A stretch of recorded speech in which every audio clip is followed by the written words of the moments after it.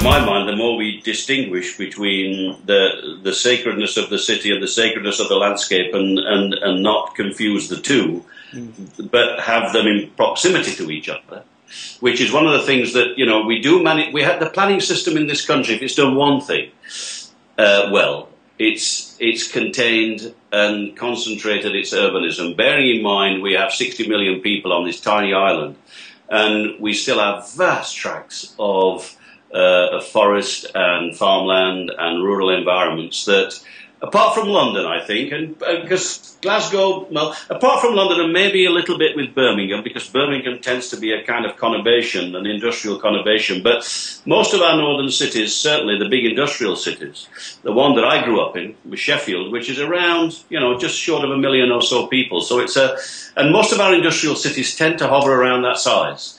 And therefore they're good places to be, you know. They have enough in there that makes enough vibrant urbanism. But I know in Sheffield, within a 15-minute journey from the centre of Sheffield, I can be in the Derbyshire Peak District, where there are beautiful rivers and hills and salmon fishing and gorgeous villages from the 17th and 16th century within 15-20 minutes drive from the middle of a city of 1 million people, and that is very, very special. And that when I was living in the States for about 5 years, I lived in Providence, Rhode Island. So, you know, so there are a lot worse places in terms of endless sprawl. But even in Rhode Island, it took some getting to grips with, you know, when you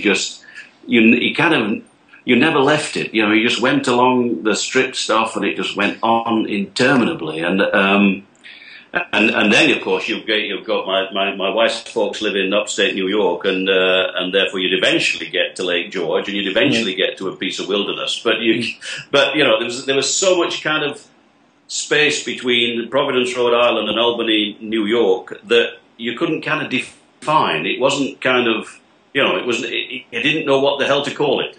I mean, clearly it was sprawl, but in terms of it being urban or rural, or it wasn't rural, it wasn't urban, and it was forever and ever and ever, you know, in that part of the States, which is relatively dense sprawl, I suppose. Yeah. And it just went on interminably, Ken, and I just couldn't get my head around that stuff at all, I have to say. It was tough. You know, it's interesting because where I grew up could be considered initially the suburbs. Perhaps it was like maybe second or third ring, but it was second or third ring way back in the late 60s, early 70s, yeah. which is a different animal than what has been built up since then. And it's just been, for me, just kind of shocking. Like they say, you can't go home again, to see all the development from the urban edge where we were before, you know, that has now gone out into the Everglades, places where we used to go fishing. And you feel, once it's like, okay, well, wow, they've built over the Everglades, and so huge loss of habitat. But by the same token, it's kind of like, it's like you realize that your house is on a swamp, and at some point in time, it's going to settle, sink, and it's really kind of interesting to see. That's basically what's wound up happening. Is a number of these places, the foundations are cracked. You know, every time we get a light rain, it floods over, and you can imagine all kinds of disease that comes up with. And there's just no way to keep the sewers from filling up with sand and sediment and other things to keep that from happening. So it's